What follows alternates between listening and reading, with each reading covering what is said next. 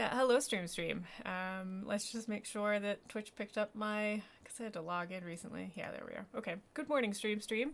Welcome to this morning's Brunches and Dragons. If you have not joined us yet before, Brunches and Dragons is a storytelling experiment I started because my players really enjoyed the NPCs I would create on the spot rather than the ones I had prepared, and I am historically terrible at improv, so I was like, I gotta practice this.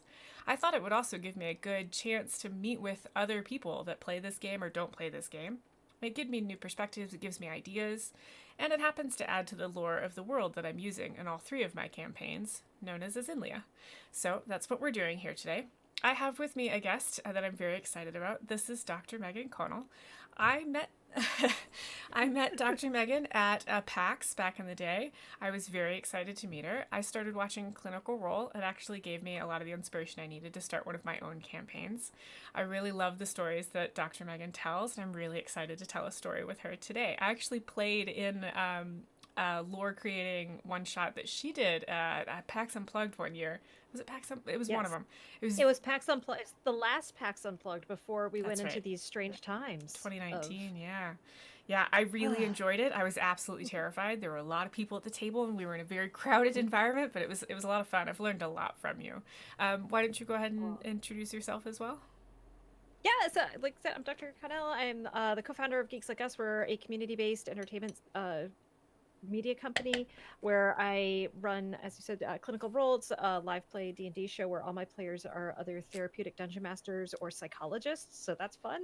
Then Yeah. I host a show called Psychology at the Table. We're on a bit of a hiatus until I can get back into video editing, but that's where I talk about how to be more accommodating at your table for dungeon masters. If you have players who are struggling with anxiety or depression or learning challenges, just different things that you can do at your table. I also host a podcast called Brain Noodles, where myself and some of my colleagues get together and we just chat about what's on our mind. We talk I about deep love that things show. like we talk about planners. Yep.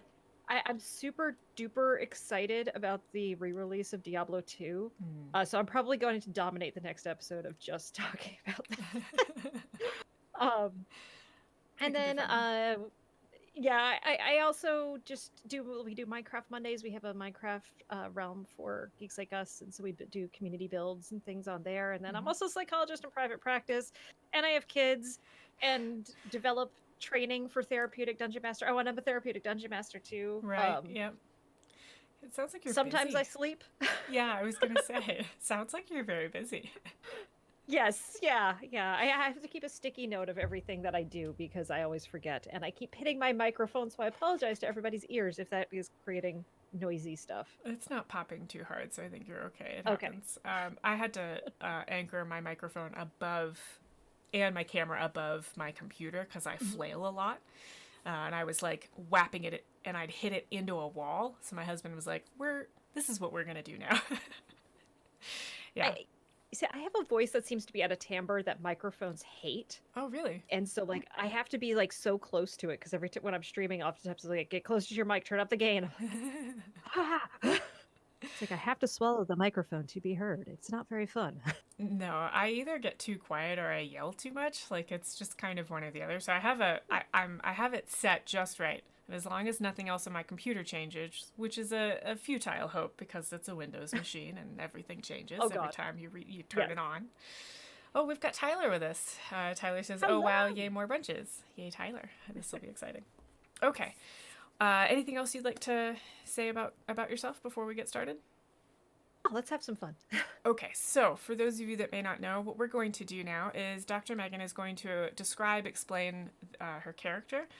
Um, I will ask questions, pull out details. Somewhere in there, I'll think of a story and I'll start making suggestions. If Dr. Megan is like, yes, this sounds good, we'll go down that road. If they're like, no, I want to tweak this, we'll tweak it.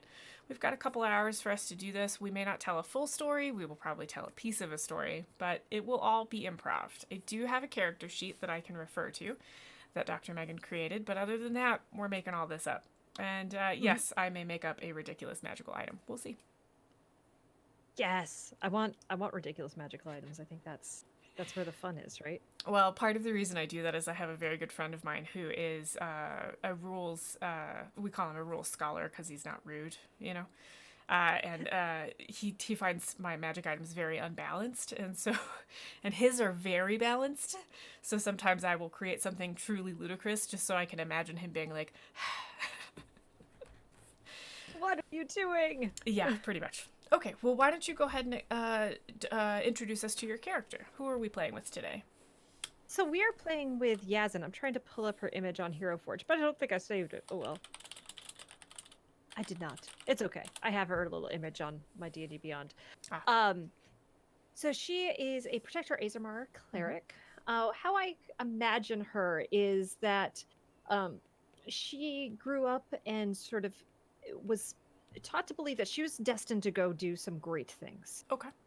And so she was a protector, and so she became like this, protector of the church and fighting, undead things like zombies and skeletons, and became eventually a grave cleric. And has gone around adventuring a bit, trying to help people out, do some healing, things like that, yet hasn't found this sort of protective destiny that she felt she was, being driven towards, and is a bit perplexed, not quite sure, sort of at that kind of crossroads of like, yeah, I feel like at this point in her life, she's probably like in her early to mid 20s. And so going through that crisis as you do in your early to mid 20s of like, am I not going to be the great special thing I always thought I was going to be as a teenager? Right. And am I okay with that? Or do I really want to try and double down and become this great special thing? And trying to just to sort that out. She's got these magical abilities and some skills, and she does like helping people. And is that, sort of like, is that enough? Is that what I'm supposed to do? Or is there something more out there that I should be pursuing? And so I feel like at this point she's maybe hanging out at one of the temples or places and just trying to. That's a really interesting dilemma. I could see her having and sorry, I try to do this on stream. I think I forgot to ask on stream, Dr. Megan, which pronouns do you prefer? She, her. Okay. For both myself and Yazin. Oh, great. I also use she, her at this time. And I should have said, which ones do you use, not prefer? My apologies. I am not awake yet. I just had coffee for the first time in months, so it's like taking a while to kick in. Yeah, we're not allowed to keep coffee in the house because otherwise that is all I will drink as a liquid and my heart will explode. So we only allow coffee when we feel safe enough to get it from the outside world, and so it's a rare treat in this house. My apologies. Okay. So I could see it's Yazin, correct? Yazin. Yep. Yazin. I could see Yazin having an interesting interaction with maybe somebody at the temple where she's sort of explaining these thoughts and whatnot. And that might be an interesting place to go. Can you describe what Yazin looks like? Certainly. I picture her being on the taller side, probably just under 6 feet tall. She's got kind of a light brown hair, light brown eyes, tannish skin, but more tannish from being out in the sun and working and traveling and doing things. Her armor's very well worn. She wears scale mail armor. It does for me when I picture ASMR with their wings come out, it's not spectral, they're physical. And so I imagine she actually has like special flaps on the back of her armor that when her wings come out, they allow for that to happen without anything ripping or tearing. Yeah. She uses a mace, and she does also have a bow that she keeps by her side as well, just for those times when you are ranged. Yep. You don't want to get up and punch them in the face. You want to shoot them from very far away. Exactly. Okay. And you said she uses a mace? Yes. Great. I really like the idea of that special flap where her wings come out. A lot of times when I've played with that, I don't know how to pronounce ASMR? Is it ASMR? Is it? Yeah, okay. So we'll say ASMR. My pronunciation... Sorry, I'm going to go on a tangent. Yeah, go for it. My pronunciations of D&D things are very different. So I always said the bird people as Arakakra. Right. Because I had a parrot for a very long time,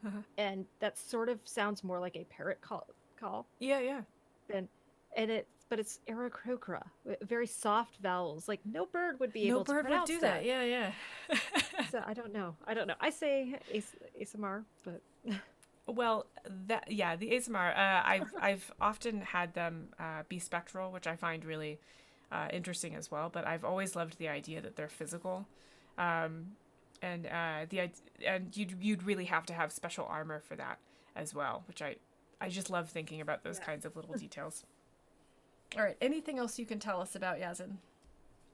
She is. She has a family, so Mm-hmm. I will say that like she is not the orphaned the like Not the I typical. imagine that yeah, no, I imagine like her parents I think probably like her mother or father, one of them Mm-hmm. maybe was an adventurer, probably in you know, out of character terms, probably made it to about level 9 or 10 and then was like, all right, that's enough. Yeah. I don't I'm ready to go live a little bit of a quieter life, and maybe like worked for like a city watch or something like that, so kind of kept kept his hand in that realm of danger but not overflowing with it. Yeah. And I would Okay. say she also probably has a younger brother and sister, and so I think that's also where a lot of the protecting stuff comes from, of like Oh looking yeah. out for her sibling, and then like she's a protector ASMR on top of that, so she's sort of like that protection call. Built in. She really leans into that. Yeah. Yeah, yeah. Sort of. She was raised with it. She had reasons to be raised with it, right? The younger siblings, and Hmm. it sort of runs in her blood as well. That's really interesting. Okay. Let me think here. Has there been anything she's hugely regretted in her past? Has she failed to protect somebody ever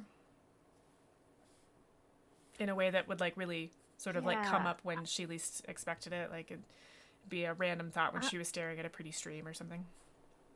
I would say, yeah, yeah. Probably like her first or second time out. Um, you know, like you do Mm-hmm. when you start off, wanting to go do something incredibly dangerous. Like your head is just full of You are ideas of invincible. Yeah, grandeur. yeah. Yes, right. And so probably when she was like level 1, she went and tried to defend some people who I would say it's probably not wasn't even like a super big bad evil guy type thing, just someone like extorting a town, Mm-hmm. and the town was sort of at this phase of like, yeah, we just pay. Yeah. Like it's easier. And she's tried to rouse everybody and like failed to rouse them, and then tried to challenge the person, and then their bodyguards just took her down. Yep. And the people are like, yeah, this is why we don't fight, like this.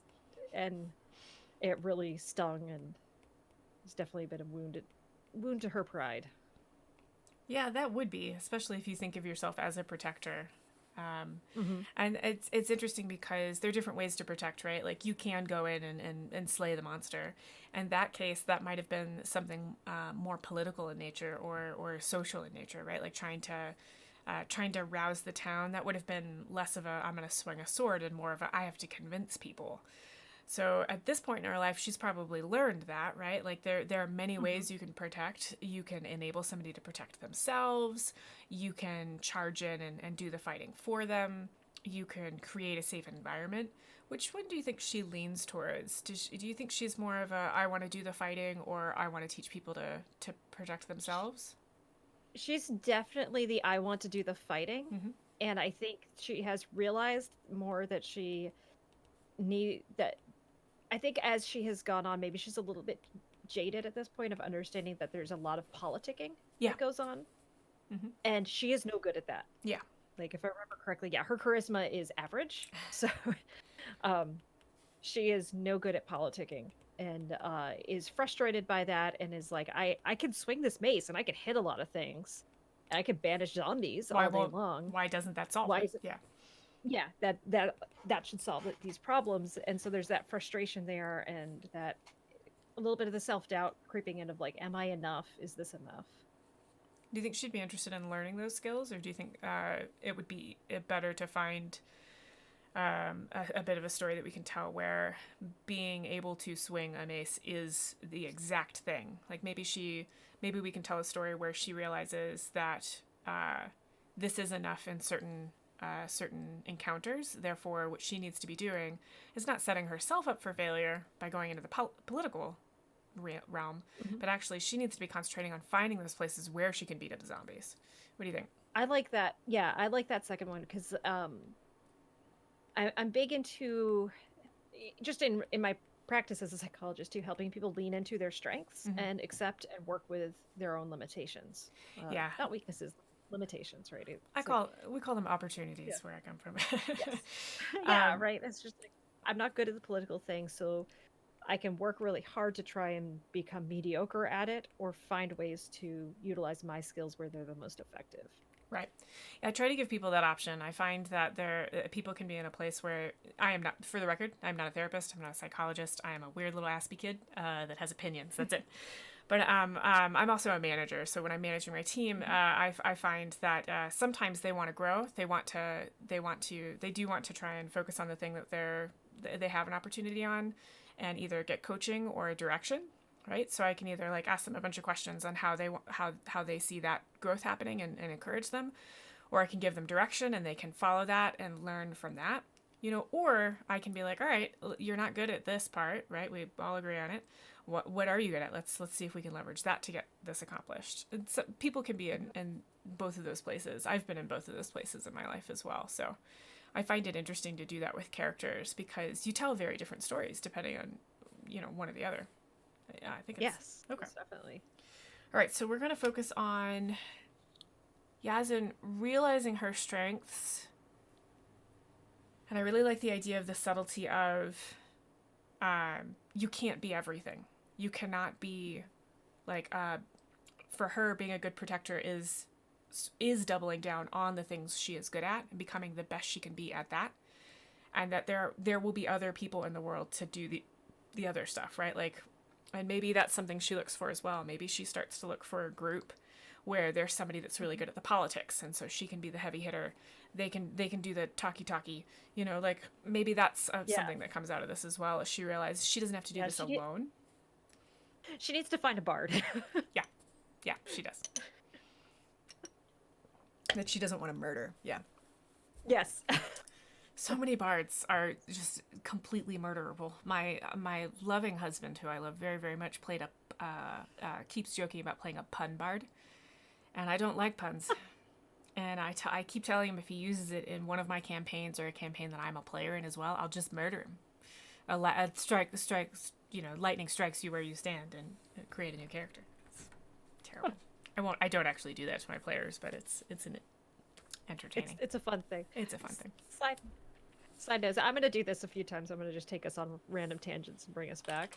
That's what this whole show's about. Oh, good. Yeah. So they're making a D&D movie, and I saw somebody had the best suggestion. I wish I could remember who it was on Reddit that said this. They were saying, like, what I want to see in this D&D movie is a character to die, and then 2 scenes later, they meet a new character played by the same actor. With is their twin brother or their distant cousin that looks identical to them. Yes. I saw that. I also saw one where the post was, I want to see a scene in this D&D movie where they start the battle and then they all stop in the movie and start discussing how an ability works. And I was like, yes, because it completely kills a battle scene. That would be so much fun. Or to even just film it where it's both on the table and off, sort of doing the Table Titans. Yeah, the back and forth where you're looking at the players at the table and you're also looking at what's in their heads. That would be really, really interesting too. I would really love a D&D movie that's meta. I think if somebody tries to create a D&D movie that's just straight, like this is what you see in your heads, it's not going to work because everybody sees something different. I love theater of mind because I can tell a story and everybody at the table sees something different. I think that's really fun. Yeah. So sorry. No, you're good. Luth started a conversation Luth is my husband. He started a conversation in the chat saying, would you rather I play the boring horny bard? And I said that would be worse. And he said, for the record, I've never played the horny bard, but other people at the table try to go... Timply, that's happening. I don't know what that says. Oh, and he said, here lies Bob Bjornsson. Here comes Tob Bjornsson. He's referencing his characters. Anyway. The character does. All right. What if we you mentioned earlier that maybe she's at a temple. What if she's at a temple? What if she is, let's say she hasn't come off of a particularly bad adventure. Let's say it's just been a string of sort of mediocre, like she goes in, she solves the problem, she moves on. What I would think, I want it to feel like she's been like grinding for levels, right? And so she's level 5, nothing has been truly challenging, and that's making her doubt her own skill rather than her actually seeking out a challenge. I think that point of pickup would be really interesting if we sort of dropped in there. Does that sound all right? Yeah. Or do you want to do something different? That sounds great. No, I love it. Okay. I love it. So let's say, I'm terrible making up names, and so I use books a lot. And sometimes they don't have names in them, like this one doesn't. I've got some D&D books that have names. Hold on. I don't always try to use D&D ones because that's like too. Sometimes they're unpronounceable. Yeah. Like on purpose almost. I should be pretty. I'm also in my library, so sometimes I'll just look at the books and be like, it's this. You know what? Actually, this is the Temple of Archaia. Okay. There we go. Like it. And let's say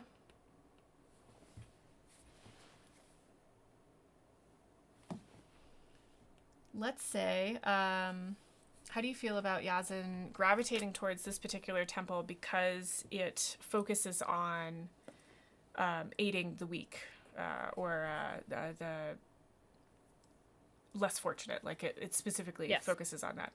And everywhere you find the temple, sometimes it's a more military temple if it's in an area where there's lots of bandits.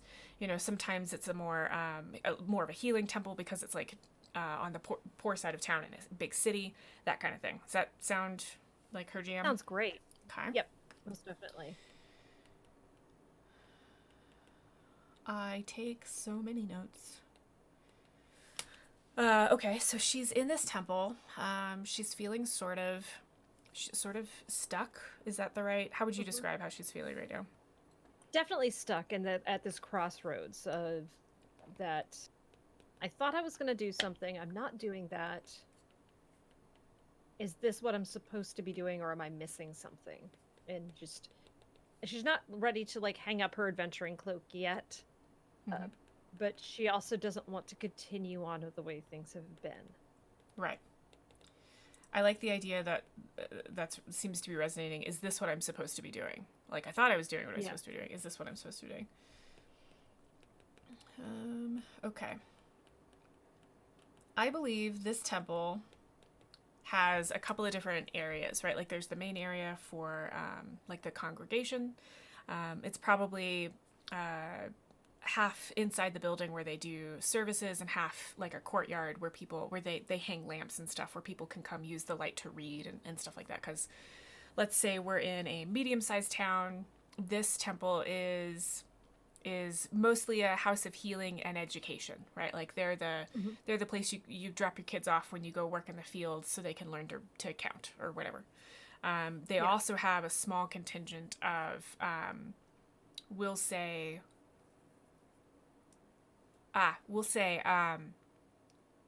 the what do you call somebody that is in a temple? Like a cleric? Or... Yes, I guess cleric. So one or of cleric or priest or monk or something. Right.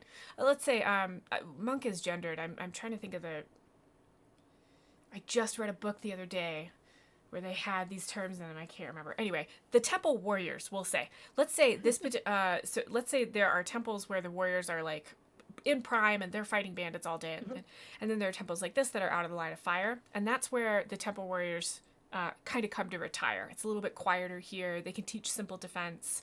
They might be injured themselves and not be able to really protect themselves on the front line.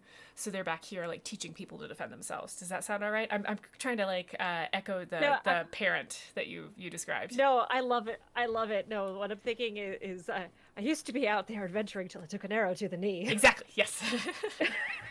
That's all of these guys here. Yeah. And because I really want what I'm trying to do is build an environment where Yazin would be relaxed, right? And that element of the parent who retired from adventuring. I think she would. Do you think she would see an echo in that in these temple warriors who are sort of half retired? Most definitely, yeah.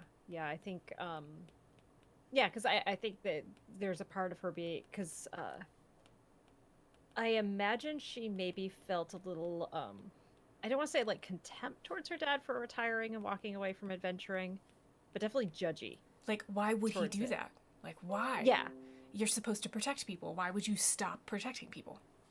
Exactly. And sort of but now, like, it's, when you're starting to have those realizations, but you're not quite fully ready to accept that information, and like she's maybe starting to see why he would do it. And, yeah. But is struggling with that. So yeah, I think ththese temple warriors would aid in that thinking, right? Like, and it's still not quite what her dad did, but at some point in her future, as she grows, she might realize that the same way that these temple warriors are teaching people to protect themselves and maybe recruiting, right? Like, you're particularly good with the sword. Would you like to protect people? Let's get you trained up. We'll send you to another temple to get further training. Maybe her dad did kind of the same thing, right? Like, he retired, but he taught her the basics. He encouraged her to go out. So maybe she realizes that at some point. yeah. So I'll say, we'll say, I don't think this is her temple. I don't want to make that decision for you. That this is her god or anything, but I think it's a very common temple. And I haven't picked out a god for her, so you can do whatever you want, but let's say this is a very common type of temple that you would run across, and now I have to remember this for my other games because it's a very good temple. And actually, one of the games is dealing with a set of religious that is like terrible, so maybe this is a good like balance. Who knows? Balance to that. Yeah. So let's say this temple is known for taking in travelers, specifically warrior type travelers, like protectors. So let's say very long time ago, Yazin did something in a town where there was this temple, and she needed a cut healed or something. While she was there, she taught the kids how to use a dagger or whatever, and the temple gave her a token. So she could show up at a temple and be like, hi. And she could have like a bunk and food for like 3 days. My member's card. Yeah. Does that sound all right? Yeah. No, I think that's great. Thank you for letting me take notes. In my dream world, I become big enough that I can recruit somebody just to take notes for me, and then I don't have to take the notes. That is my dream world, both in my professional life and in my streaming life. Someday. Be beautiful. Right? Like, could you just imagine somebody just following you around and taking notes and giving you the relevant pieces of information when you need it? I've seen this trope in movies, and I want it so badly. I want a no person. Somebody who will say no for you. Yeah. Yes. I was dealing with an admin the other day, and I was like, I just need to meet with this person for 15 minutes, and they were like, no. And I was like, seriously? And they were like, no. And I was like, respect. But I seriously need to meet with them. And they were like, no. And I was like, well, it would be amazing. Yeah. Yeah. Okay. So, let's say Yazin showed up at least a day or two ago. So she's had time to, start polishing our armor and whatnot. And, so she's been here long enough to like pick up the feel of this particular temple. Luth said, you need someone to follow you around and point at Meow Meow as so I can't actually pronounce the name of Thor's hammer. I just call it Meow Meow. Sure, flies as Mjolnir flies by. His non sequiturs are amazing. He does this in real life too. He will just say things like that out loud in the middle of life. It is one of the reasons I love him. Okay, so Yazin showed up. She's been here long enough to get the lay of the land, which is there are retired warriors here that are teaching townspeople how to defend themselves. Let's say they focus on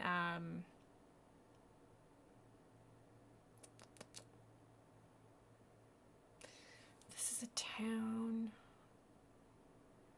Archery would probably be very useful because they could use it for hunting as well.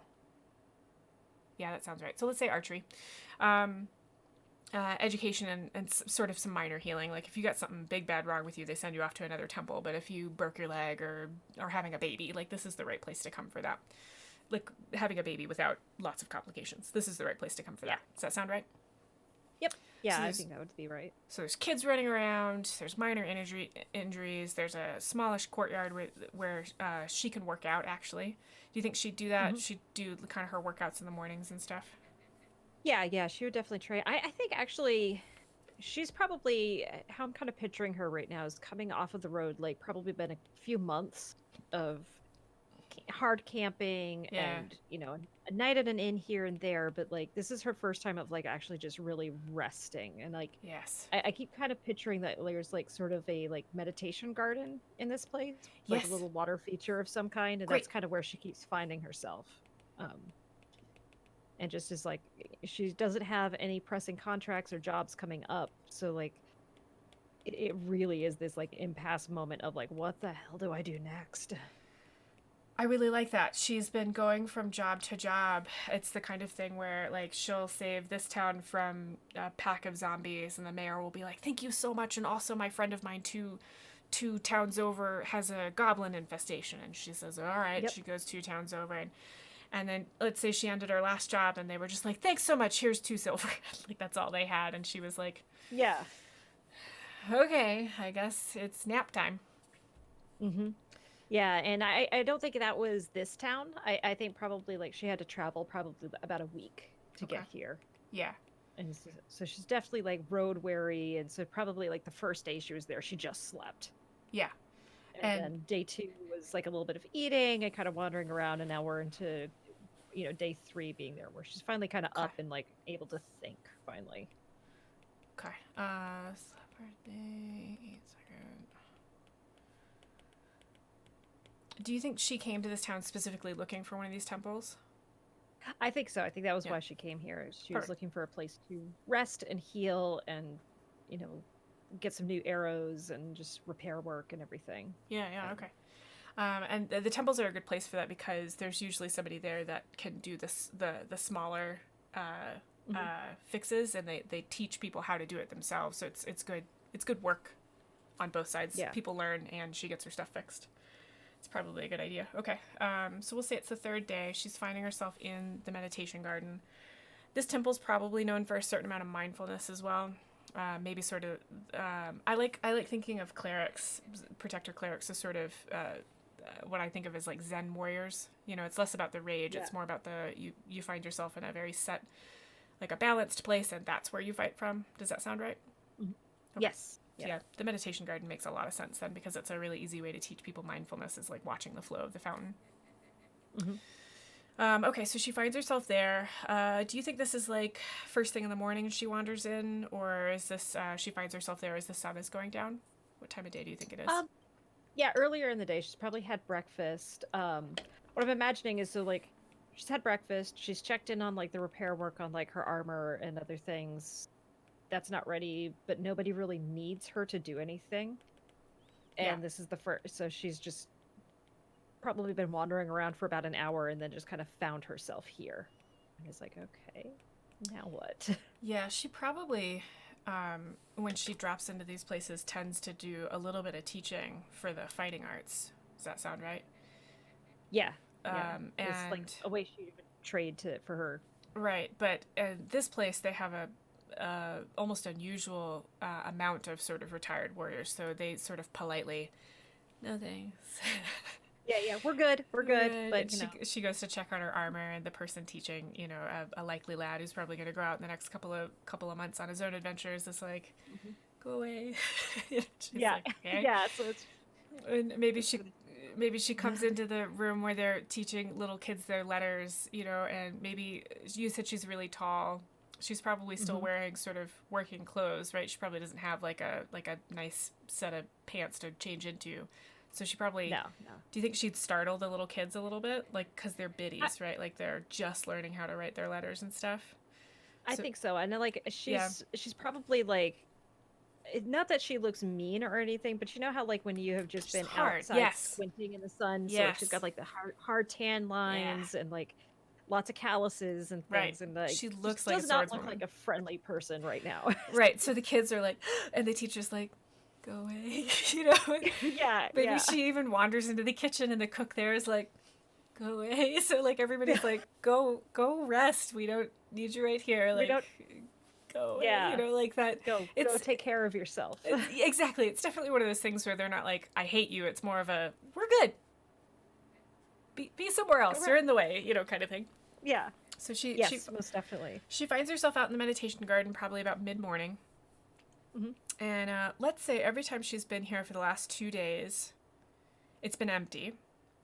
However, how do you feel about the fountain having a border of like a raised trough almost with different size and color rocks?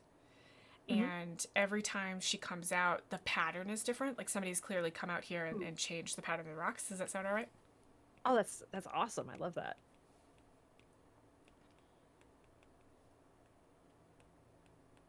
And if it's okay too, what I'd like is I kind of like the idea of she thought adventuring was going to be a certain way from tales that she had. Mm-hmm. So my heritage is Irish, so I love the idea of like Coolahan and the great hero, and she carries like a little teeny tiny pocket version of Coolahan's adventures with her. Yes. How do you spell that? I think it's like I'm just gonna spell it like it sounds. Then, if you don't know the exact spelling, that's okay. Yeah, it's a Gaelic Irish spelling, so it's like K. I should, lots of consonants. So I'm Scottish by heritage, and I should know that because my the way they were supposed to spell my name originally was the Gaelic spelling, and the doctor in California where I was born was like no and spelled it just the way it is spelled now. So I should know these things, but.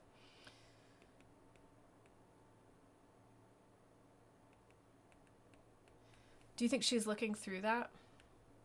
I think so. I think she's just kind of sitting down and kind of absentmindedly flipping through the pages of it. She's not really reading. She's just sort of like, it's more of a relaxing thing. When she hits mindfulness, it's like flipping through a book. Yeah. Okay, so she's out there. Do you think she'd notice the pattern changing of the rocks? Yeah. Yeah. Yeah, I think she would. Yeah, sure. Yeah, her passive perception is most definitely high enough for that too. So, great. Yeah. Yeah. I need to get better at paying attention to passive perception. I have a character in one of my campaigns that has a passive perception of like 20 or 21. Oh my gosh. And yeah. I keep asking him to roll perception and he rolls like a 3. And it's like, I have to pay attention to the passive perception more. Yeah, so she's probably, is she interested in the pattern changing, or is it more of an absent-minded sort of like, that would make sense for a meditation garden? I think she thinks it's curious, but not enough to like investigate. Okay. Sort of like, well, Then that's kind of cool. I will ask for a perception check then. My idea here is she passively notices the pattern. I'm asking for a perception check to see if she notices beyond sort of the pattern changes. Nope. I rolled a 1. Okay. You rolled a 1. That's dice jail for that dice. Yep. Okay, so no dice jail. It's dice therapy. Oh, we do dice therapy in this? Yeah. Hold on, I'll show you. Oh, do we have a tiny couch? Oh, that's right. I forgot about that. Didn't you make this? Was this your idea? I forget. I forget. Was this your idea?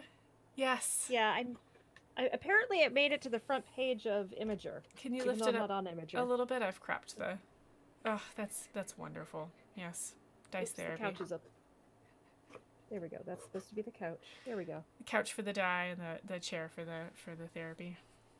Yep, so we'll put the... Just stay right there. Okay, so yeah, go over here and let's discuss why you're feeling about this. Yep. Okay, so she's sitting there. She's relaxed. Do you think she would react to the idea of everybody being like, "Go take care of yourself," like in a grumpy way, or like she almost feels relieved?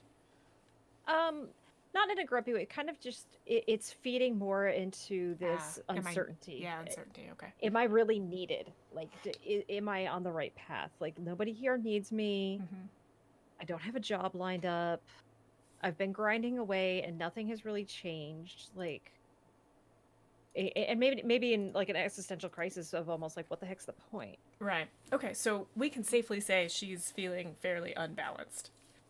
Yes, most definitely. All right. I'm going to introduce our first NPC of the morning. So, as she is, she's sitting there. She's trying to find her center or whatever. I think someone from the temple will enter the garden almost silently. You notice them with that kind of passive perception, and this person is using a cane, walks with a little bit of a limp, a little hunched over, seems like they're older. White hair pulled into a bun, and kind of androgynous features. You're unsure whether this is a lady or a dude. And it doesn't really matter. That doesn't really seem to matter at this time. And they walk forward, and they regard they're looking at the rocks, and they reach out very slowly. It's less of a painful movement and more of a very deliberate, like this person is really taking the time, like when you're doing Tai Chi, right? Like you're very carefully moving through forms. It feels very much like that. And swaps two rocks, and you realize then that the pattern was incomplete until they swapped those two rocks. The person makes sort of a small noise of content and then goes and sits on another bench. And again, all of their movements since they entered the space seem very deliberate, very, very, very thoughtful. Every step, every move almost feels like a sort of a form. And you've seen this person in the temple the last couple days, and they moved like everybody else moves, again, using the cane and whatnot, but not this sort of deliberate form of movement. Yeah. And they take a seat on the bench, and they gaze at the fountain for a little while, and then they look up at you as if you might have said something. And they just sort of wait. Do you think you'd say anything back? I think it should be a little... Do you want me to go? I can leave if you need to be alone for your meditations. Just try to find a spot to be out of the way. No. This is where you need to be. Wouldn't you agree? Well, it seems like I'm not needed anywhere else, so I guess so. The person looks sort of thoughtful, and then looks back at you and says, "Do you honestly think you are not needed?"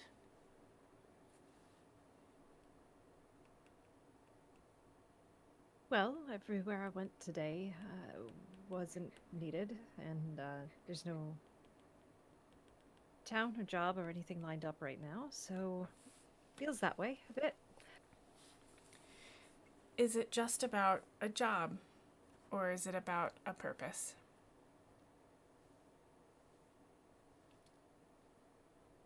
She would kind of give kind of a half grin and kind of like tap her temple, like Oh, you, yeah. Yeah. Are you using magic, or is it that obvious? So the person will give a very, very, very slight smile, and then say, "What is magic if not purpose?" So you like to speak in cryptic riddles. Well, this is the place for such. Everything here is trying to be in balance.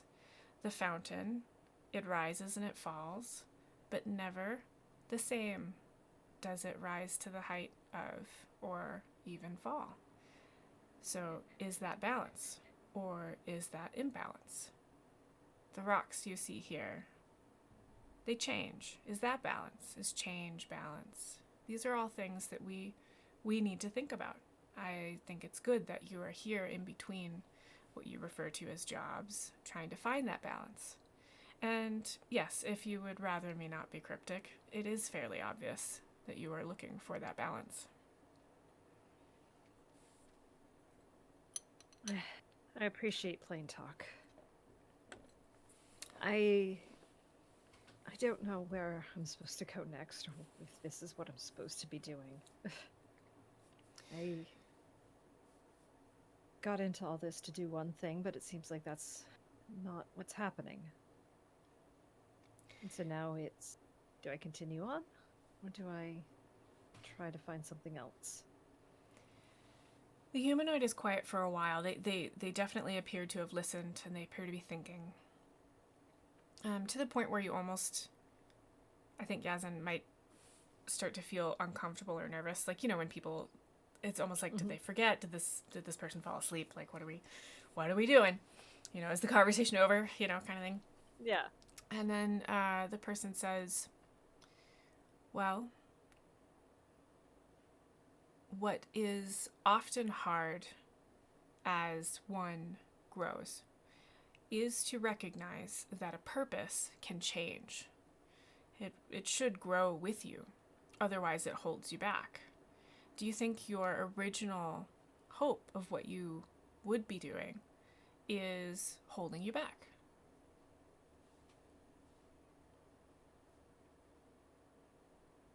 Just take a long moment kind of breathing and thinking.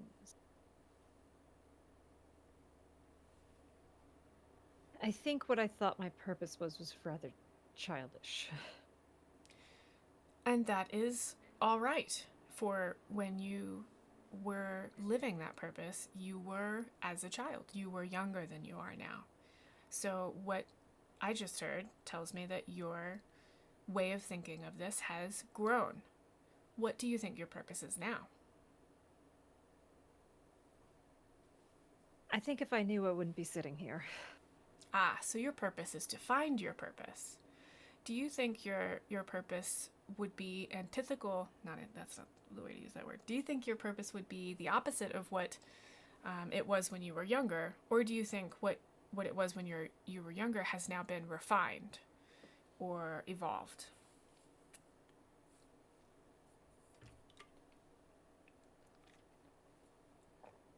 What I see is people who need protection, but not from a mace and not from a bow, but from those who with the ability and the wit to write the law.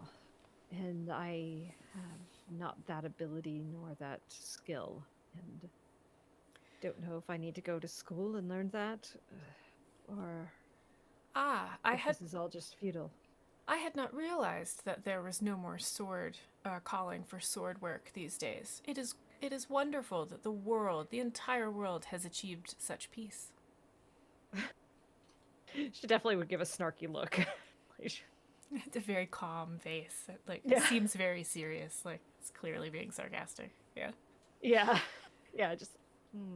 After a beat, they will say, it is possible that you are coming into... It is possible... I'm trying to sound all wise. Ugh. It is possible you are encountering those challenges of which you speak, and of which I do not see you as a good fit for. And they let that sit for a minute. Because that probably doesn't feel great. It's confirming, your fears, If you think this, and this person is confirming, they can just see it written on you. And then they say... she definitely would have a little bit of an eye roll and kind of a... Yeah. They say, however, we all have our strengths, and it is not a failing that may not be one of your strengths. Do you find yourself with abilities that no one else has? They raise their cane and they say, I myself have never been a fighter. I am quite fierce with my stick. However, I am more fierce when I am growing the little ones. I usually find my greatest strengths in sheltering and nurturing young humanoids, young people. So would you require me to go out with a sword and hack and slash, or would my place be with the younglings? No, You would be with the younglings. You would take your place where it is most needed. So if you can see that about me, why can you not see that about yourself? Why is myself protecting the younglings enough and good work, whereas you protecting through other means is not good enough? Why do you think that is? It doesn't feel like it ever makes a difference in the end. No matter how many times I defend, more defense is needed, and to make lasting protection seems to take beyond my scope of ability. It's like trying to bail out a boat with a persistent leak. You're referring to the balance of good and evil in this realm. There will always be evil so that there can always be good. There will always be dark so that there can always be light. It is our job as the protectors of the light to recognize darkness in all of its forms and push back with our individual strengths. Would you not agree? Yes, that's true. This is not a life where there will not be something to protect.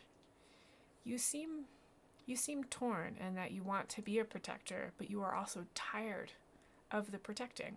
Why do you think that is? As I said, I feel like I'm bailing a boat that has a leak. I see the leak, I perceive that it's there, but I lack the skill to fix the leak. All I can do is continue to bail, and it just feels futile. Perhaps you are attempting to bail a boat with a tool that you are not proficient with. Perhaps the boat you are trying to bail is not where your strengths lie. Would that make sense? Have you encountered something that you felt you were perfectly equipped for? Where you walked away knowing you made that difference and you were the only one who could have made that difference? I mean, I killed a bunch of zombies the other week. That felt pretty good. All right. And the people that you were protecting, tell me about them. They were grateful. They could go out at night again. They didn't need to fear the undead coming and trying to attack them. Were these people that could protect themselves? Were these other fierce warriors who did not need your skill? No, simple farm folk. It's a little hamlet, not too about a month's journey from here, I guess, on foot. Now, those people could not defend themselves, and yet you were able to. Does that not give you a certain sense of joy or contentment that you were able to change those people's lives for the better? No, it did. It's just defend, and then you move on to the next thing. And sometimes I've been seeing more and more problems that are bigger than just killing a few zombies. Let's talk about this idea of bigger. You yourself are capable of killing a few zombies, correct? Of course. Now, what if you were faced by an army? Would you think that you could go against that army all by yourself? No. So what would you do in that? Would you walk away? Would you feel defeated? What would you do if you had to face this army? I guess it depends on the circumstances. If there were others around who could fight, I would try to get them to fight with me. If I was by myself and needed to help people escape, I would do what I could to ensure as many people survived as much as possible. Well, let's go with that first one. You said you'd find other people to help you. It might not be as obvious right now, but perhaps the situations you're running into now reflect the need for others. Do you think it might be time for you to find a group to work with that have other strengths that could balance your own? Kind of looks down at the book because Kulahan was a hero who Single. always worked single. Yeah. Just Did it all on his own. Yep. And yes. I've tried being everything and that doesn't work well. Maybe it is time to work with others and be a part of a team.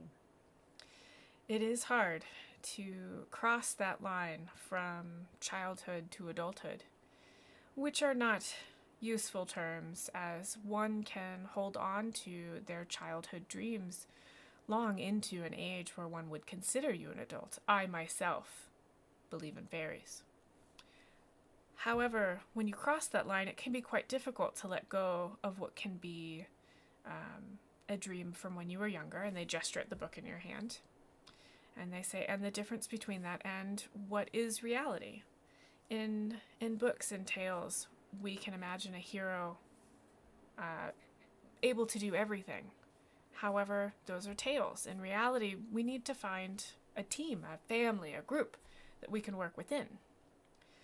I wandered for many years until I found this place, and here I found a need for me and a group of people who could take care of things that I was not great at. They look at you and they go, I can't cook. No one will let me in the kitchen. They probably shooed you gently away. Can't step foot in there. They bring me my meals. I can't even serve food. They won't let me anywhere near the kitchen. It's a story for another time. However, I found my place here. Perhaps you are on a journey where you are still finding your place. Your purpose is still the same. You would like to protect those around you. But your scope has gotten bigger. To protect those around you, you need a bigger group. To face the larger group that is being wielded against you, you yourself need a larger group. I should nod and thank you. Where do you think would be a place that one might find others who are in need of a camaraderie and of a group? So there's a bit of a twinkle in this person's eye as they look at you and they say, why, there is a temple about a week's journey away that gathers such as yourselves. Because it's a bit of a hub. We send likely candidates there when it seems that they are ready to begin their journeys. However, once in a while, we see people like you who need a different kind of leveling up, if you will, a different kind of new journey, new story. I think you'll find what you're looking for there. And they reach into like a pocket. How is there a pocket in this robe they're wearing? Like, there's no pocket, but they reach into a pocket and they hand over another one of those like amulets that you Member have. cards? But this time there's a dark rim around the edge, whereas usually it's like an unpainted sort of stone that's been carved. This one has a dark sort of circle around the edge. And they say, show this to the temple leader, and they will know what to do with you. You will find the abbey leader in this temple's meditation garden, quite like this one. And I think you will find what you're looking for there. Thank you. And, the stone you take has warmth. And as this person put the stone in your hand, they took your hand to put it in your hand. And their hands were quite cold, as some older people's hands will be, just quite sort of chill. or mine. Right, or mine, depending on the day. But that sort of like brittle, I want you to imagine like a sort of a brittle hand taking yours. And there's a strength there, but the heat would not come from this person's hands.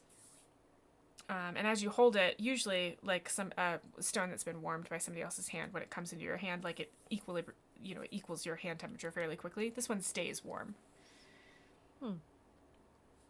And is it like on a necklace, or is it more like a keychainy kind of thing? It looks like somebody took one of the rocks from the rock garden, carved a thing into it, painted a black circle on it, and that's what you're holding. Just looks like a rock. Gotcha. Just kind of smile and just going to put it in one of her pouches and stand up and just say, thank you. I think I'll go make preparations to start heading towards this temple in the morning. Of course. Good journey. And they sit back down. As she leaves, she is going to take the small book of stories and either leave it like right on the bench she was sitting on, or like tuck it into like a little, if there's like some sort of offering space or something like that in this area, she'll just leave the book there. I think there are 4 corners to the fountain. So the fountain's in the center, and then there are 4 corners. And I think each of those has sort of a groove in it where something could be placed. I think that might be a good place for it. Yep. Yeah, so it's just at the... And again, it's a little teeny tiny book, probably like a couple inches on each side, and set it in there. I used to have tiny books. I don't know where they are right now. But like itty bitty, like storybooks and stuff. Yeah, like if you think like medieval, like the teeny tiny like pocket prayer books and things that people would have. Yep. I like the idea of Yazin leaving that, right? Like they just discussed sort of this growth and change in thinking, and I think that's a really interesting idea. We do have a bit of time left. I'm happy to just jump you to the next temple if you don't mind. Would you like to take a break at all? Do you want to take a break? I'm good. Okay. I'm good. I am also good. Yes, I GM in very short chunks so that I don't have to get up too often, because moving around is difficult for me. Okay, so let's say the week between that temple and the next one is completely nothing exciting happens. You get there, no bandits attacked, nothing needed to be saved, no kittens in trees, nothing. You just you get there. This temple is in a bit of a larger town, and the temple you find is actually on the edge of town, and actually appears to be a temple that trains horses for all kinds of things. So there's it's on the edge of town, so that it has like very large fields and a very big barn. As you enter, it's quite a bit more bustling. It's busier. There aren't as many small children in the general areas, and the temple is quite a bit larger. Seems to have a lot more adults running around. You're finding that in the last temple, the age group was fairly young, the primary core, with the people in charge on the older side of things. In this space, you're finding that the age range is narrower. You've got young adults to sort of people in their prime, and that's about it. You're not seeing many tiny babies, and you're not seeing many older warriors. And the approach to this temple is actually past one of the horse training yards. And so as you approach, they're actually working with what looks like a younger sort of stallion type, working it to saddle. You notice that they don't break the horses. They encourage the horses to, like, this is a saddle. It doesn't suck. I'm going to put it on your back. That doesn't suck, instead of being like, you're going to do this whether you like it or not. So it's following the same sort of methodologies for the way they train and whatnot. I imagine, too, Yazin doesn't know how to ride horses and is a little freaked out by them. Great. That's perfect.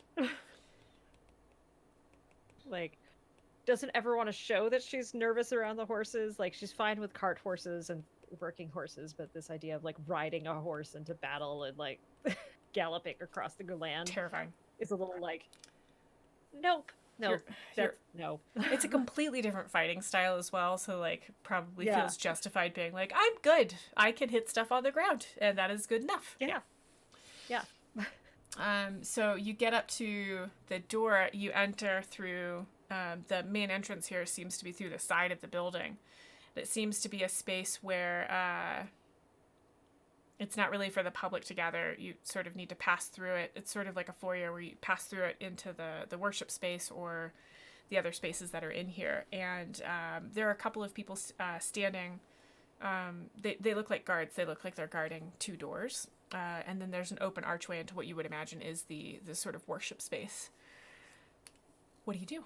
Do you think you talk to one of the guards or go into the worship space? Yeah, I think I'm going to go over towards one of the guards and just, hello, I was staying at one of the other temples in that town that has a name. Yeah, sure. We both know it. Sure does, yeah. That's a great name. And one of the acolytes there suggested that I come That's here. the word, acolyte, yes. Dang. And they provided me with this, and she'll hold up the stone. And the guard will look at it and say, you'll want to speak with the temple leader. They should be in the meditation area. Right. And that is... And they give you directions that is actually, you go through the worship space to the other side of and it's sort of big and echoey. You could imagine a horse in here.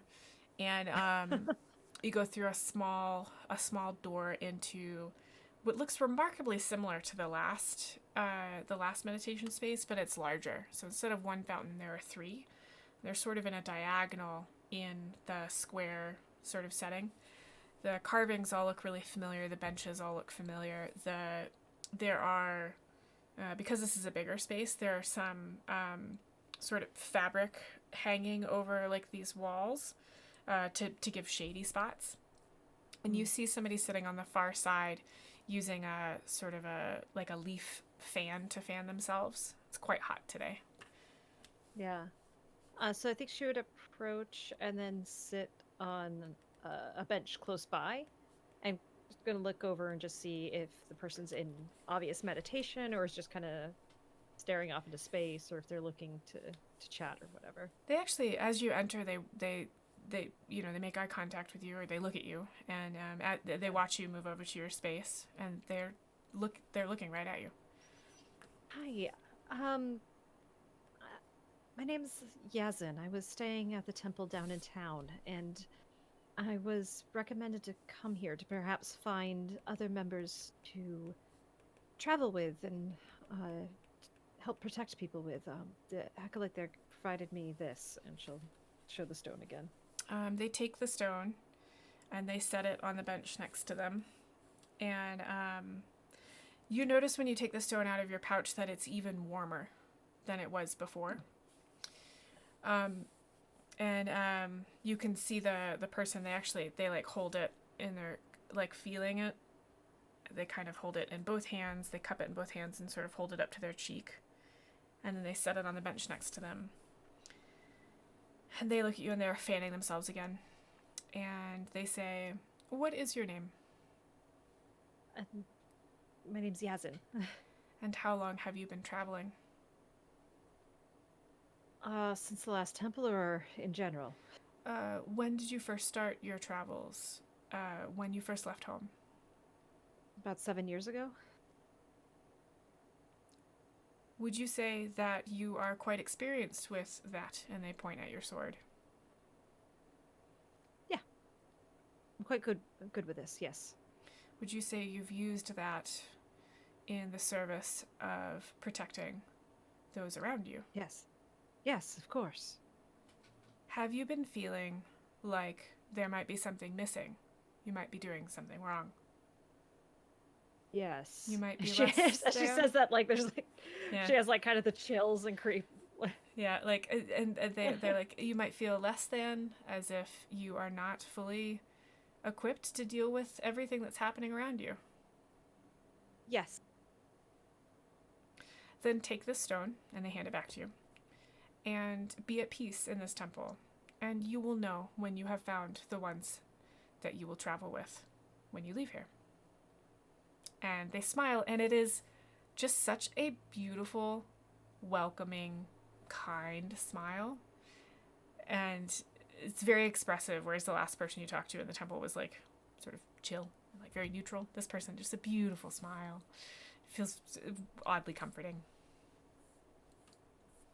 Thank you. And she'll take the hot pocket stone and hot pocket. Yep. So let's say you settle into the temple like you normally would. This one has more barrack-style accommodations, so you're actually up on a bunk. And it's fairly full. You're seeing like, we'll say there's like 20 or 25 other people in this group. When you're shown around, you're shown where you can clean up. You're shown where they serve the meals. You're shown where the exercise yards are, and there are a couple of them, right? Because there's exercise yards for the horses, there's exercise yards for archery that are sort of contained, and for sword work and that kind of thing. You're told that if you seek instruction, where to find the instructors that live here. If you're looking for work, there's a job board. If you need assistance with anything, where you can, it seems like most of the people that you can find congregate in the kitchen. So when you explore the kitchen, it's quite large, and it appears that they're making food not just for the temple, but there are people that come to the back door and they hand out food packets there too. It also appears that they're making what look like sort of trail rations, rations, and those are like put aside, and then you'll see like groups of 2 or 3 people come in hi, and pull down and like leave. And there's a table sort of in the back corner, and that's where all of the teachers sort of hang out. And then there's, the rest of the kitchen is quite bustling. You kind of have to like weave around people to get back there. The practice yards are right off the barracks. You can basically roll out of bed and go, shoot things, or pet horses, whatever you want, whatever you don't want. Yeah, she's not petting horses. What do you think? What do you think she would do? She's been told to sort of, wait. Well, I'm assuming like she probably got there fairly early in the day because I think she would want to have been fresh coming in, and especially since like you described the journey wasn't all that arduous. Settle in, like lock up her packet and stuff, and probably go to the training yard and just practice with the mace and try to meet some people and work off some steam too, because I think she's probably was lots of anticipatory anxiety coming here. And it's like it's here, it happened, and now it's like, all right, I got all this fight or flight, energy in me. I need to go fight something. Get it out. So you head to a yard that at first looks empty, but as you enter it, you realize there are two combatants, if you will, off to the side, sort of panting with their weapons down, like they were just, they just, called a halt, and then another young lady sitting on a bench, sort of clapping mockingly as you enter. She stands as you enter and is like, aha, finally, I can be paired up. Would you like a partner? Most definitely. Wonderful. What's your weapon of choice? I use the longsword. Is that all right? I use a mace, yes. Now, we do have practice weapons here. Are we using live steel, or would you like to use one of the weighted practice weapons? Why don't we use a weighted practice weapons? I'd hate to damage you. She gives sort of a slight bow, and she says, that is also what I would recommend. Thank you so much. And she gestures to a pile of, like padding. So it's like armor, but thick padding that doesn't really need to be sized, right? It's sort of one size fits all. You just sort of cinch it down to where it fits. And then there's a honest to God weapons rack, and you watch her draw her live steel and hang it in the place of a wooden sword. She hefts it. She puts that one back, and so she swaps her live sword out until she finds the weight she wants, and then she leaves her live sword there. I'll do the same with the maces. Yeah, it's like a placeholder. And she hefts the sword and she says, I always like to practice with something that's a little bit heavier than my actual sword. It makes me feel faster when I'm using my sword. You? Swap out for a slightly heavier mace. Ah, yes. That's a good idea. It's quite invigorating. Ignore the boys. And she gestures to the two guys over to the side. They look exhausted. They are drenched in sweat. They clearly were going all out at each other.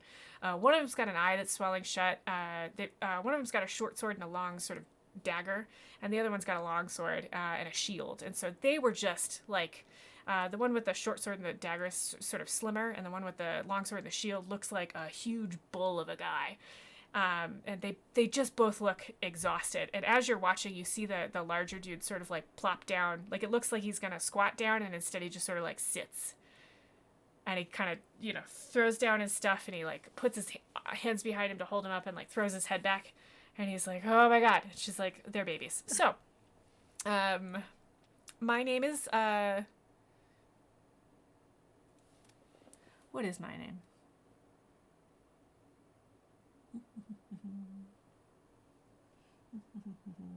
My name is Vert, and yours?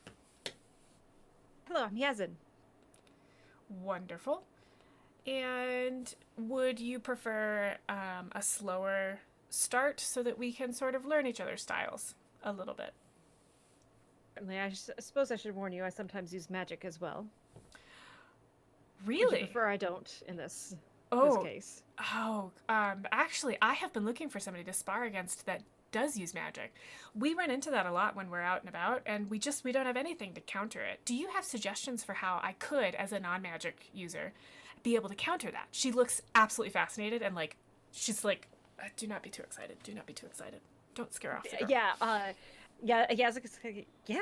So, and she'll actually kind of launch into like talking about holy magic and like the need to focus on your holy symbol, and just be like, if you really want to mess up a wizard or a cleric or even a druid, you've got to find the thing that they're utilizing to focus their magic on. If you get that away from them, they can't focus their spells anymore, and unless they have specific components their ability to cast things becomes incredibly limited. So I have heard this, but I always thought it was kind of nonsense. I myself did not grow up with any magic users, and the boys are useless, as I've mentioned. And the slimmer one is like, hey, but it's pathetic. Like and she's like, go get water. And she's like, do you really mean that if I can distract a magic user from the thing that they're using to cast their magic, it really will? Like, that will make that large of a difference? It's not going to always work. Like, there's certain things that they can still do, but some of their other things will not work as well. For example, let me see. Just trying to look at.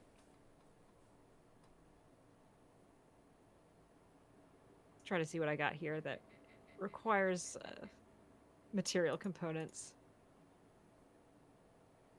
Not a lot. I think most of this is just... Yeah, I've got a lot of, like, Healy stuff set up. Oh, I know. I'm gonna do something. Okay, she like, sets herself. Actually, maybe since I'm teaching you, should we use one of the useless ones for this? And she says, oh, yes, please. And she yells, and she's like, Tex, come over here. And the slimmer one kind of, like, looks pathetic, and then pretends to crawl for, like, a minute, and then stands up. And you can tell that they fought to I'll call over and be like, Tex, come on, get up, and cast Healing Word. Before you do that, you can tell that, like, this was a practice session. They're not actually, like, hurt, right? Mm-hmm. Like, black eye's a black eye. It's not a big deal. They just needed to get their breath back. And as he pops up, like, you can see he's recovered enough that he could probably go another round. So mm-hmm. he's pretty good. He's fine. Okay. And he comes over, gives an elaborate bow, and is like, I am at my lady's service. And he just sounds ridiculous, and she rolls her eyes. Gonna do something too. You're going to be fine. It'll only last a minute. It's just for educational purposes. And he sort of, like, looks resigned, and he's like, why is it always me? And Vert says, because you're annoying. Go ahead. And she's gonna pull out her holy symbol, which I'm imagining is I don't know what, again, I haven't picked out her god, but I'm imagining it's something that has to do with balance, and so maybe like almost like a Libra symbol, sort of like scales and balance, and gonna focus on that, and you need to stay still and flip her hands around, and the magic will kind of come out from her holy symbol, and she casts Hold Person on him. In your mind, is Hold Person sort of like the Harry Potter Petrificus Totalis, or is it more of a they freeze in place? So does his arms and legs snap together? I don't think he snaps together. I think he just kind of freezes and like his eyes can move around, but that's it. He was about to start to sheath his dagger when you started this, and so he's like mid sheath, and you see his eyes like flick up and like looks kind of terrified, and then look very resigned. And she'll unclasp her holy symbol, claps her hands, and just said, knock it from my hand, but don't break it, please. Can I snatch it from your hand? I'd rather not chuck it on the ground. Is that all right? And so Vert sort of like looks like she's getting herself set to like fight, and then dodges for it as fast as possible and snatches it out of your hand. You're not resisting or anything, but she's clearly like practicing. She grabs it, whirls away, like it's very elaborate looking, like spin kick thing, and down on the ground, and she's got it. And at that point, Tex could move, right? Yeah. So but that's my understanding of the spells and how they work. So. Yeah, I make stuff up all the time. I don't really care. So he finishes sheathing his dagger, and he sheathes his sword, and he was like, that was very unsettling, and I did not like it. I did not like it one bit. Thank you. And Vert was like, that was amazing. Okay, that makes sense. Now, do you think holy symbols... And so she's now going to launch into a discussion with you instead of a practice around holy symbols and stuff. And Tex does join in, and the other guy who you get introduced to as Drag, he also joins in as well. He's a little bit more on the quiet side, and Tex is a little bit more chatty.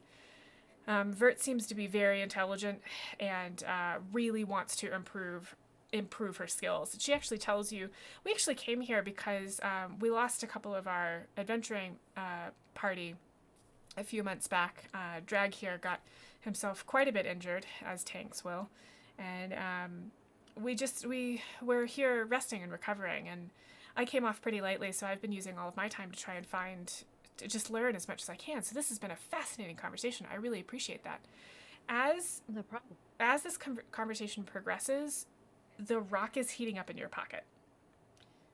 And as Vert says this, the rock, it's too hot to stay in your pocket. And I'll pull it out and kind of throw. Sorry about that. And do y'all need somebody who can heal? Vert looks at that, and she pulls out one of her own, and Drag and Tex all pull out their own, and it's the same stone basically. And as they all pull them out, they all go and they drop them, and they all fall to the ground. And Vert's like, "What the hell?" and reaches down to grab hers, and she's like, "Oh, it's not hot anymore." And Tex picks his up. He's like, "Oh, mine's not either." Drag picks his up, shrugs. I don't suppose y'all would want a healer who can also hit things really hard. Tex is like, yes. Yes. And Drag just like nods very solemnly, and Vert does the little hand clappy thing again. And she's like, "Oh, I've been getting bored. This will be wonderful. Let's go." And she doesn't actually dash anywhere, but she starts to introduce them. She describes herself as a fighter, as what you'd recognize as a fighter. Tex, who's quite mouthy, she says he's the one who does most of our talking for us. He's quite clever. His father was a lawyer. He gets us out a lot of the scrapes that require more of the talking than the hitting. She just keeps referring to Drag as a tank. Mechanics-wise, he's probably more of like a fighter that's built more on the strength side than the dexterity side. And he's got some massive armor. Nice.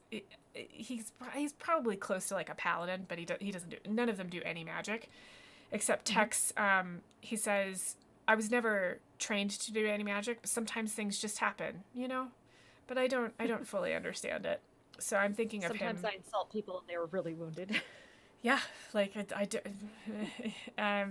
So what he's describing is what I think of as a bard who doesn't understand what their magic does, and so like things will suddenly blow away, and that's Thunderwave, you know, like I yelled really loud and they backed up, things like that is what I'm thinking. Gotcha. He is nice. I like it. He has more of the spell set where it's like you could reasonably be like, "Oh, I got lucky," or "Oh, I was particularly strong that time," or "Yes, my wit is wounding," you know, that kind of thing. Yeah. So yeah, you've fallen in with a party. They've actually got a job that they were sort of hesitant about because they really needed. They realized after their last adventure that they really did need a healer. They really did need somebody who could come in and, you know, keep them. They're hesitant to talk about the two people they lost, but neither of them were healers. It looked like a group of friends got bored in some big city and decided to go out into the country and save people. And best of intentions, and as they adventured, they realized this wasn't a game. They were actually affecting people's lives. They bit off more than they could chew in the last one, and they accomplished whatever their mission was, but it cost them 2 of their party members. And so Drag was the worst injured. They actually had to pull him out, and they brought him to this temple unconscious from another temple. Another temple was like, "Nah, you gotta take him further." They have real healers there. Tex was also injured. You can see sometimes he like rubs his knee. And he's bouncy and fine and very dexterous, but every now and then, like, you can see him sort of get a faraway look in his eyes, and he rubs his knee. Vert seems the most unaffected, but you can tell she's probably the most affected. She saw things, and she jokes about it.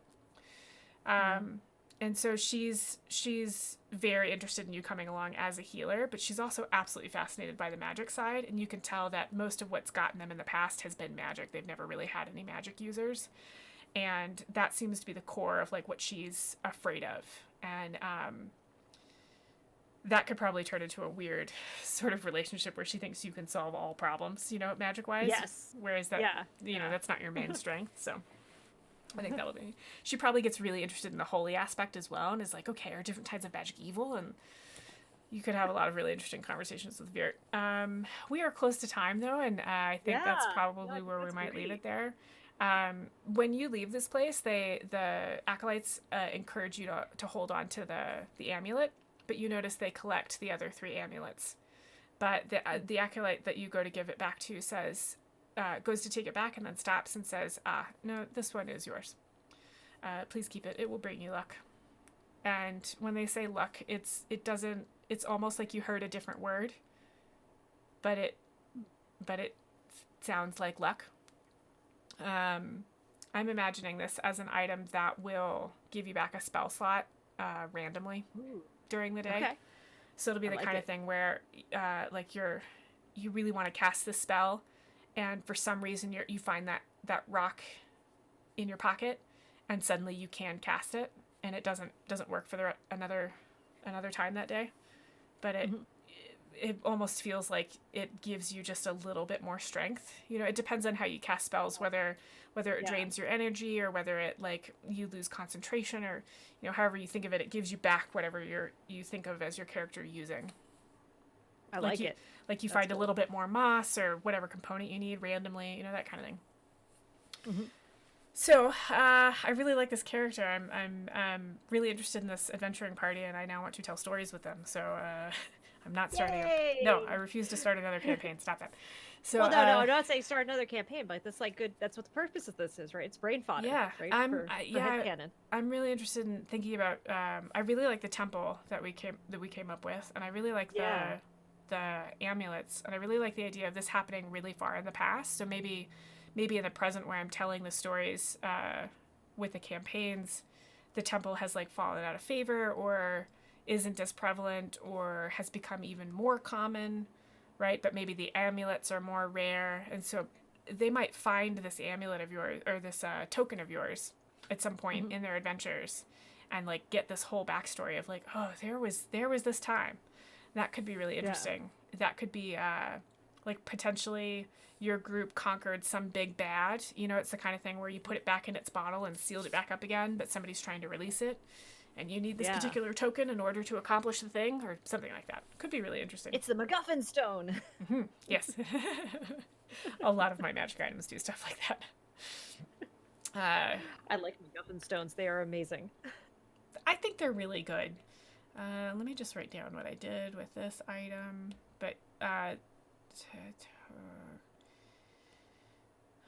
carved stone, painted black circle. Once attuned.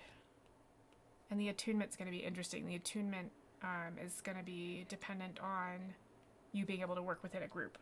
So if you're like, look it, I can do anything, it's not going to work for you. Attuned through camaraderie. Yes, that's a thing. Tech Soup is going to eat me alive.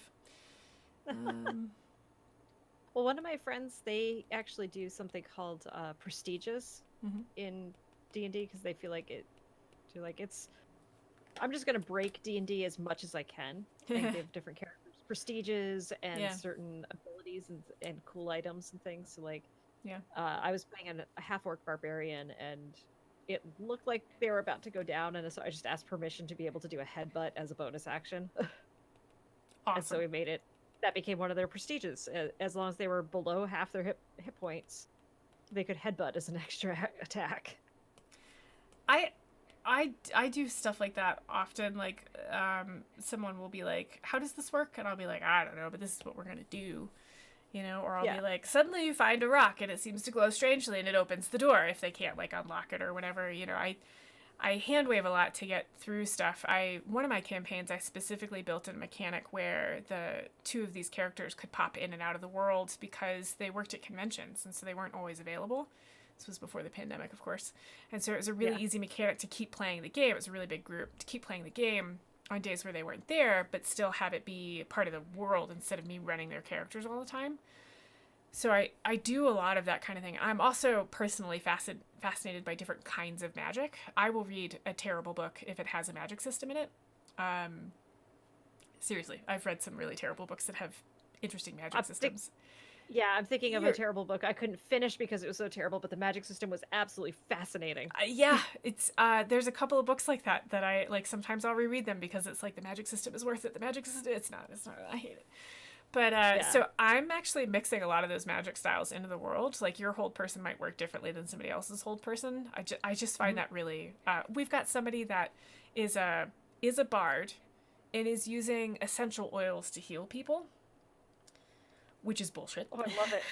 But like in real life, but in the game, like that's what heals people, and it really pisses off another character that's all about science, you know. And she's like, "This is science," and he's like, "I hate you and everything you do." And she's like, amazing. I love you too. And he's like, ah. So it's, I really love those kinds of things. I think that's some of the joy that I find in telling these stories. So, yeah. Well, thank you so much for telling this story with me. I think I mentioned this off stream, but I'll say it again. This is your character. I will most likely not use them except in a historical sense, where I can fuzz some of the details and whatnot to fit the story I'm telling. I will most likely use your magic item at some point in these stories because I think it's fun. This is your character, though. Feel free to use her in the campaign, though. Like, I appreciate that. You as well. Feel free to use her anywhere else. And please just ask your GM permission to use that item. Yeah. If you're going to use it. But feel free to use the story we told today as like part of your backstory or whatever, or change it. I really do. It's up to you. Whatever is the most fun. Well, this is awesome. Thank you so much. Thank you so much for joining me. This is exactly what I wanted. I wanted to tell us a fun story with you. I really appreciate you taking the time. I know how busy you are, and I hope this gave you a little bit of, I refer to it as giving spoons back, like you collect energy back. I hope this helped a little bit. Before I let you go, I like to tell people where they can find us next. Would you mind go ahead and share what you've got coming up where people can find you? So I'm on Twitter at Megan Sidey. I'm also on the Gates Like Us Discord. We're getting ready to start a book club, which I'm super excited about. Oh, I saw a tweet about that. Yeah. I think we selected. It looks like Ready Player 2 won the poll, so we're probably going to talk about that. So I'm really excited about that. I'm not sure if we're going to stream that or if it's just going to be a community discussion in Discord. But I can't imagine streaming a book club. That would be interesting, though, I suppose. Yeah. So it'll probably just be a community discussion. But if you like, I'm excited to talk about Ready Player 2. I have read it already, but I'll probably reread it because like it has some really, just a lot of interesting ethics stuff to talk about and developmental psychology and just all kinds of really cool themes. So if you haven't read it, I highly recommend it. And I recommend the audiobook of it because it's read by Will Wheaton. Awesome. He's the perfect voice for that book. Oh, I love his voice stuff. I think he's really good at that. Yeah. Yeah. And I'll be on stream tomorrow night with Geeks Like Us as our community manager.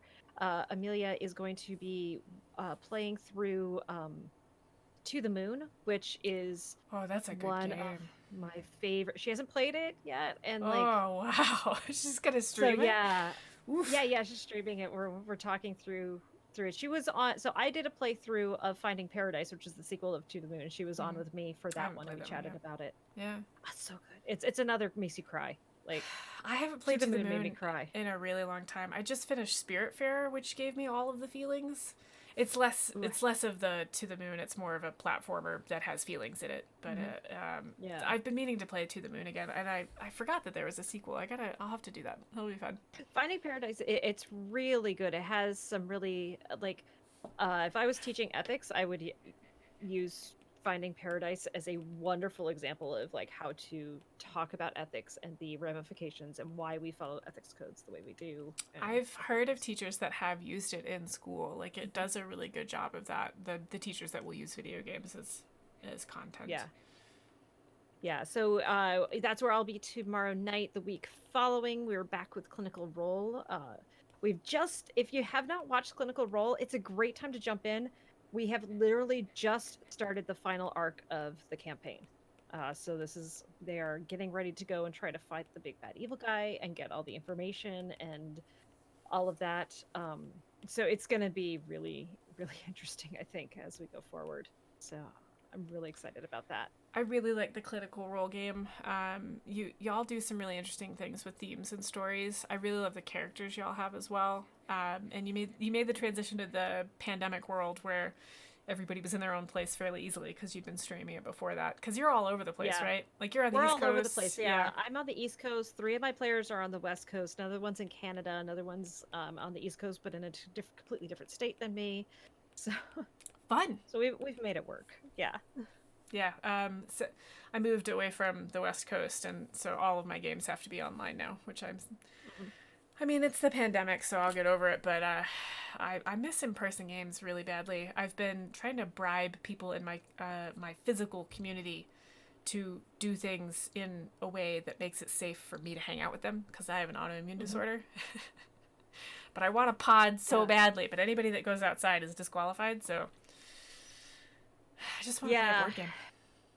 Yeah, I know. I miss playing board games with people. Like, it's Tabletop Simulator is awesome, but it's only so much. It's not the same, and it doesn't have all the games, you know, and it doesn't have the same feel as like sitting down with a beer and just, you know, like the token. I don't know. It's a whole thing. Yeah. Although theoretically, Tabletop Simulator could make things more accessible, so I like it from that point of view. Like if you're using software, you've got a little more, you know, hooks to build in screen reader type stuff and sound visualization and whatnot, but still, board games.